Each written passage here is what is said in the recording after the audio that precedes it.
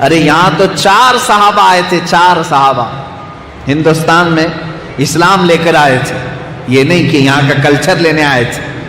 4 صحابہ آئے تھے سیدنا مالک بن دینار رضی اللہ تعالیٰ عنہ کے ساتھ، بعض روایات میں تعداد الگ مختلف ہے۔ جب وہ تشریف لائے تو مجھے ایک واقعہ یاد آتا ہے، ناریل کا درخت انہوں نے پہلی مرتبہ دیکھا تھا، اور اس طرح سے ناریل کے بہت سارے درخت ہوتے تھے۔ ان کو بتایا گیا کہ اس میں پانی ہوتا ہے، تو آپ کو کسی وہاں کے مقامی ایک نے کہا کہ ناریل ٹوٹ کر کے گر گیا، اس کو چھیلیے پانی آئے گا۔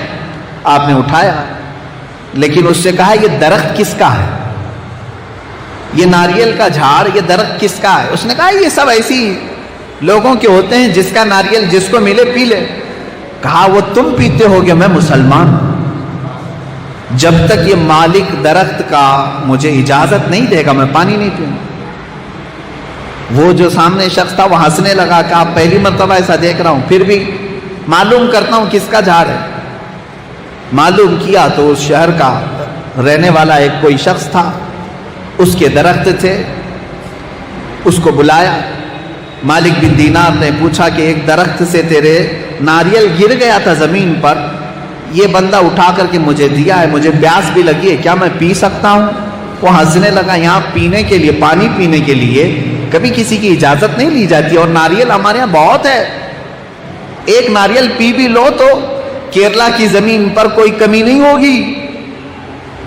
مالک بن دینار نے کہا وہ الگ بات ہے، لیکن میرا اسلام مجھے اس بات کی اجازت نہیں دیتا کہ کسی دوسرے کی چیز میں استعمال کروں۔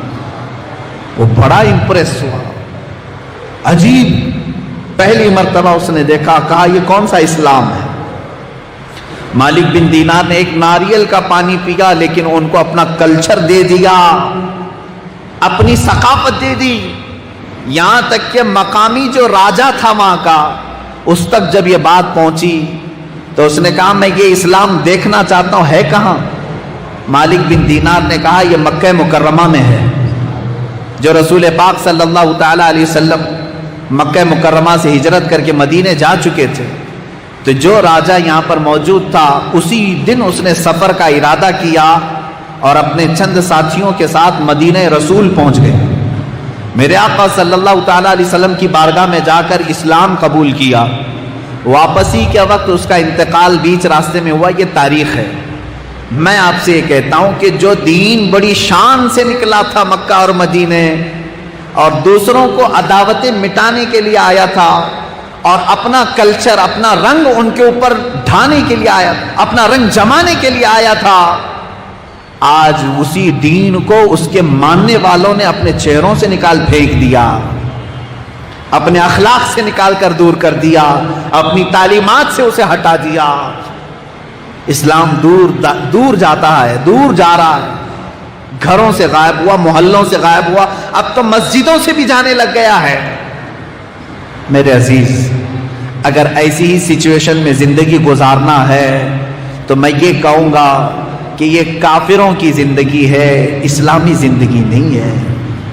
اسلامی زندگی وہ ہوتی ہے جہاں میرے آقا صلی اللہ تعالی علیہ وسلم کی ایک آواز پر لبیک کہتے ہوئے ہر ایک کی گردن جھک جاتی ہے، ہر ایک کی گردن جھک جاتی ہے۔ شراب حرام ہوئی تو کسی نے یہ نہیں پوچھا میرے نبی سے کیوں حرام ہوئی، نہیں پوچھا۔ میرے آقا صلی اللہ تعالی علیہ وسلم نے فرمایا جوا حرام ہے، کسی ایک صحابی نے بھی نہیں پوچھا کہ کیوں حرام ہے۔ میرے آقا نے فرمایا سود آج سے حرام ہے، جتنے صحابہ تھے سبوں نے، ایک صحابی نے بھی نہیں پوچھا کہ کیوں حرام ہے، بلکہ رسول نے جو فرما دیا وہی اسلام ہے۔ جب اس کو انہوں نے ایکسپٹ کیا دل سے، وہی صحابہ کی جماعت تھی جنہوں نے پوری دنیا میں اسلام کو روشناس کرایا اور چمکایا۔ اور آج اسلام کو جب تم اپنے اخلاق سے نکال کر دور کرو گے تو گویا کہ ظالموں کی شکایت بعد میں کرنا، اپنوں کی شکایت پہلے کرو۔ یہی میرا میسج تھا آج کے دن۔ میں خاص طور پر نوجوان بچوں سے کہوں گا، اس عظیم دین کو اگر تم نہیں اپناؤ گے تو کون اپنائے گا؟ کون اپنائے گا؟ ہر باپ کی یہ ذمہ داری ہے. باپ تو یہ چاہتا ہے کہ میرا بچہ نیک صالح فرما بردار ہو. کیا آپ میں سے کوئی یہ نہیں چاہتا؟ ہر ایک چاہتا ہے میری بیوی اچھی ہو، میرے بچے اچھے ہوں. کوئی بھی بے حیا دیکھنا نہیں چاہتا. جب تم اپنے بچوں کو اچھا دیکھنا چاہتے ہو، اپنی بیوی کو اچھا دیکھنا چاہتے ہو، تو جس فیکٹری سے یہ بچہ نکل رہا ہے وہ فیکٹری کتنی اچھی ہونی چاہیے. تم خود اپنے آپ کو کیوں نہیں بدلنا چاہتے؟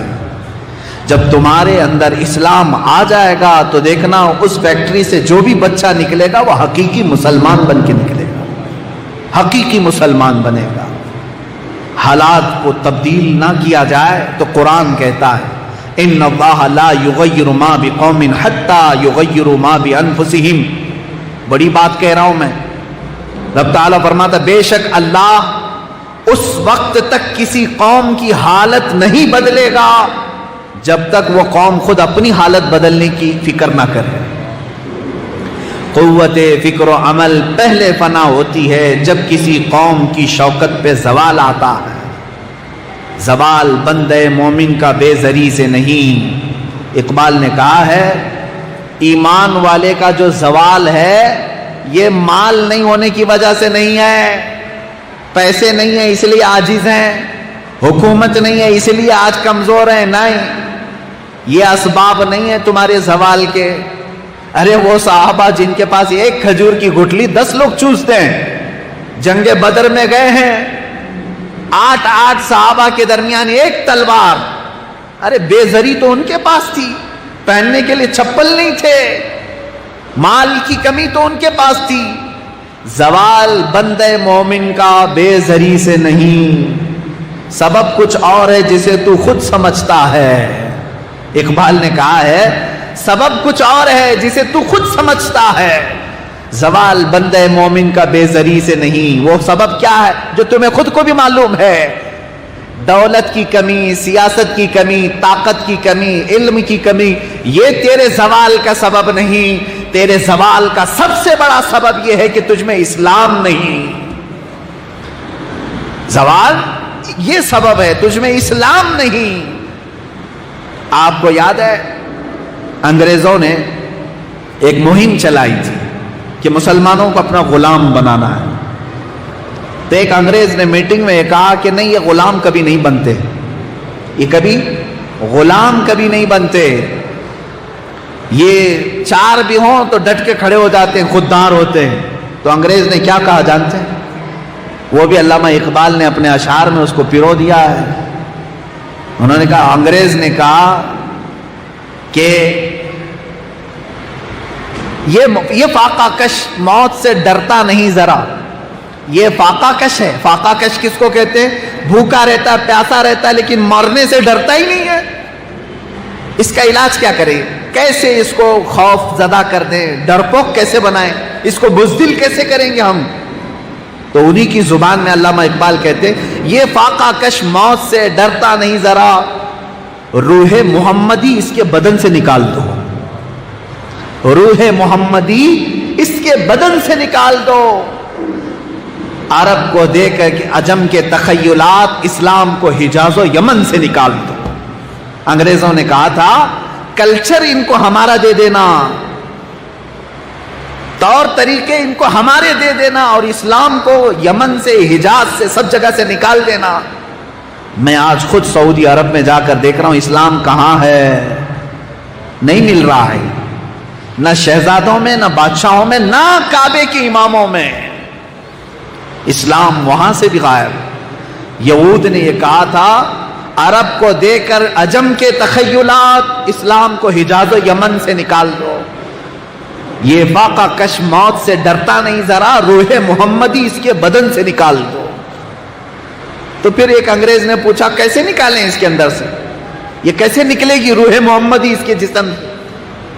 یہ محبت رسول نکالتا نہیں ہے، بار بار گرم ہوتا ہے اپنے نبی کے نام سے، کیسے نکالیں اس کو؟ تو پھر اس نے سولوشن بتایا انگریز نے، تعلیم کے پیالے میں ایسا زہر ملا دے، تعلیم کے پیالے میں ایسا زہر ملا دے، پھر اس لوہے کو تو جس طرح چاہے گھما دے.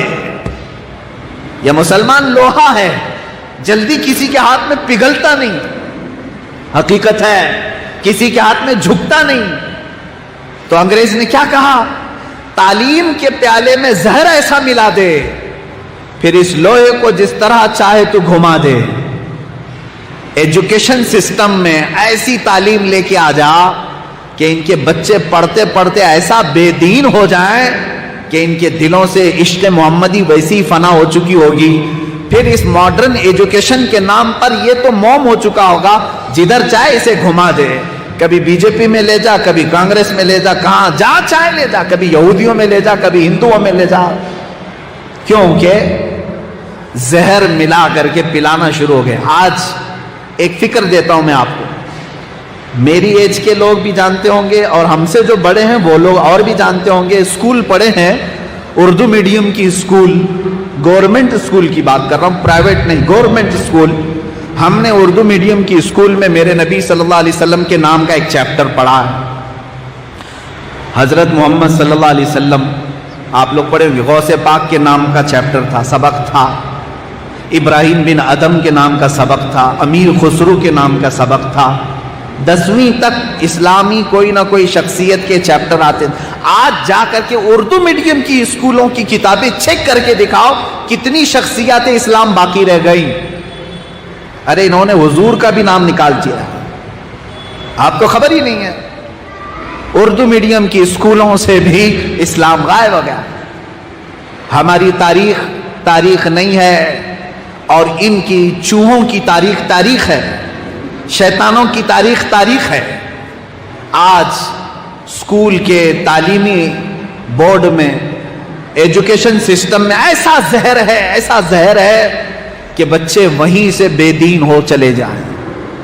اسی لیے میرے عزیزو، آج اگر تم اس اسلام کو نہیں اپناؤ گے تو میں بار بار یہ جملہ کہتا ہوں، تمہارے بچے کل کے دن یہ بھی پوچھ سکتے ہیں کہ محمد کس کا نام تھا، معاذ اللہ رب العالمین۔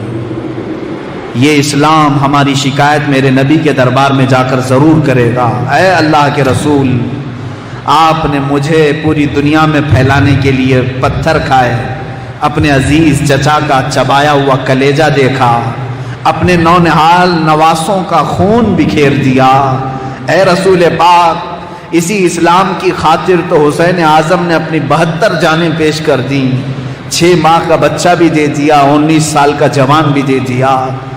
اے رسول پاک، یہ میں اسلام کی طرف سے بات کر رہا ہوں، یہ اسلام جا کر شکایت کر رہا ہوگا میرے نبی کے دربار میں، اے رسول پاک، مجھے دنیا میں پھیلانے کے لیے امام احمد بن حنبل نے پیٹھ پر کوڑے اتنے کھائے کہ پیٹھ جھک گئی، امام اعظم ابو حنیفہ نے جیل میں دم توڑ دیا۔ اے رسول پاک، مجھے بچانے کے لیے لاکھوں علماء سولی پر چڑھ گئے، لیکن اے آقا، آج آپ کی امت نے مجھے پردیسی کر دیا ہے، اپنے گھروں سے نکال دیا ہے، اپنے بچوں کی زندگی سے نکال دیا ہے، اپنی تعلیمی سسٹم سے نکال دیا ہے، اپنے سروں سے مجھے غائب کر دیا، اپنے چہروں سے نکال دیا، اپنی مسجدوں سے دور کر دیا ہے۔ اس شکایت پر میرے آقا کو کیا تکلیف نہیں پہنچتی ہوگی؟ میرے نبی کونین صلی اللہ علیہ وسلم کے دربار میں اگر اسلام نے ہماری یہ شکایت کی تو پھر تم کس منہ سے میرے نبی کی مدد کا انتظار کرو؟ میں بس اتنا کہنا چاہوں گا، اے جوانوں، تمہارے پاس وقت بہت کم ہے، جتنی زندگی باقی ہے اس میں آ جاؤ، میرے نبی کی زندگی کو اپنا لو۔ دنیا کی زندگی دھوکہ ہے، دھوکہ۔ جتنے دن بھی جیو گے یہ تمہیں مار ڈالے گی، عیاش بنائے گی، بے عزت کرے گی، ذلیل کرے گی یہ دنیا، تمہیں نشے کے عادی بنا دے گی۔ نشہ کر کر کے تم نے کس کا نقصان کیا؟ خود اپنے آپ کو تباہ کیا، اپنے آپ کو برباد کیا۔ نشہ کر کر کے تم نے اللہ کا دیا ہوا اتنا بہترین جسم، اتنی بہترین روح کو جہنم کے قابل بنا دیا۔ کس کا نقصان کر رہے ہو؟ آپ کو اگر کوئی روکتا ہے تو آپ کو ایسا لگتا ہے اس کا کچھ فائدہ ہونے والا، تمہارا فائدہ کرنے کی بات کر رہا ہے۔ یہ دنیا تمہیں عیاش بنائے گی، سارے لوگوں کی نظروں میں ذلیل تو بنائے گی، تمہیں ٹھوکروں پر پوری زندگی گزارنے پر مجبور تو کرے گی، لیکن عیش اور سکون کا ایک لمحہ بھی تمہیں قبر میں یہ نہیں دے سکے گی۔ لیکن میرا چیلنج ہے، آؤ میرے نبی کی زندگی جس نے اپنائی، ہو سکتا ہے اسے 2-4 تانے کوئی مار دے، لیکن جس دن تمہارا لاشا یہاں سے جائے گا، قبر کا ہر لمحہ تمہارا پرسکون گزرے گا، ہر لمحہ، ہر سانس تمہاری سکون کی ہوگی، کیونکہ یہ میرے نبی کا وعدہ ہے کہ جب میرا کوئی غلام آتا ہے قبر میں، فرشتوں سے کہا جاتا ہے دھیرے سے سوال کرنا، آسانی سے اٹھانا، اور اسے اٹھا کر کے فرشتے سوال کرتے ہیں، پھر کیا کہہ کر کے جاتے ہیں معلوم ہے؟ کیا کہہ کر کے جاتے ہیں؟ نم کا نومت العروس، اے رسول کے غلام سو جا، قیامت آنے تک جیسے دولہا سوتا ہے، آرام سے سو جا۔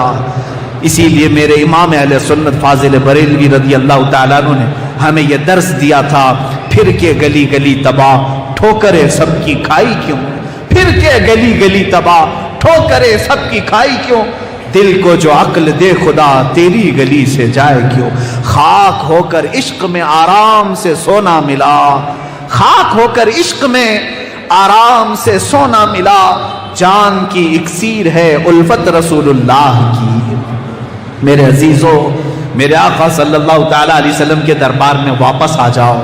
میں ہر نوجوان سے یہ کہوں گا، اب بچی ہوئی زندگی نام مصطفیٰ کے لیے وقف کر دو، رسول پاک کی عزت و آبرو اور ان کے لائے ہوئے دین کی حفاظت کے لیے وقف کر دو، اس لیے کہ کل قیامت کے دن بہت لمبا وقت تمہیں گزارنا ہے، بڑا لمبا وقت، چھٹکارا نہیں ملے گا۔ بعض لوگ وہ ہوں گے جو حساب دیتے دیتے 300 سال گزار چکے ہوں گے، ان کا حساب کمپلیٹ نہیں ہو رہا ہوگا، حساب نہیں ہو رہا ہوگا، 50,000 سال کے برابر کا دن ہے، کھڑے رہو کھڑے رہو کھڑے رہو۔ اس میدان قیامت میں بہت لمبا وقت کھڑا ہونا ہے، لیکن اگر تم نے اپنی بقیہ زندگی نام مصطفیٰ پر وقف کر دی تو رب تعالیٰ سب سے پہلے انہی بندوں کو بلائے گا کہ تم پہلے آ جاؤ، اس لیے کہ میں نے تمہیں زندگی دی تھی، چاہتے تو تم بھی اس طرح عیاشی کر کے اس کو برباد کر دیتے، لیکن تم نے اپنی زندگی کا اور اپنے خون کا قطرہ میرے نبی اور میرے دیے ہوئے دین کی بقا کے لیے خرچ کیا۔ آج تمہیں میں یہاں کھڑے ہونے نہیں دوں گا، تم جلدی جاؤ جنت میں اپنا ٹھکانہ لے لو۔ ہمارے لیے اگر آخرت کا تصور ہے تو میں یہ کہوں گا ہر نوجوان طے کر لے کہ میری بقیہ زندگی میرے دین کی حفاظت کے لیے ہوگی۔ ایک بات میں آپ کو بتا دوں، ایک بات، جب کبھی اپنے لیے جان بچانے کی ضرورت پیش آئے، جان رہے نا، جان بچانے کی ضرورت پیش آئے تو کچھ چیزیں قربان کرنے کا حکم دیا ہے اسلام نے۔ جان بچانا فرض ہے، اور اگر دین پر کچھ آ جائے تو اپنی جان دے کر دین بچانا فرض ہے۔ اللہ رب العزت ہم سب کو دین اسلام پر قائم رکھے اور اس کی حفاظت کرنے والے مجاہدین میں ہمیں پیدا کرے۔ رب تبارک و تعالیٰ کہنے سننے سے زیادہ عمل کی توفیق عطا فرمائے۔ وآخر دعوانا الحمدللہ رب العالمین۔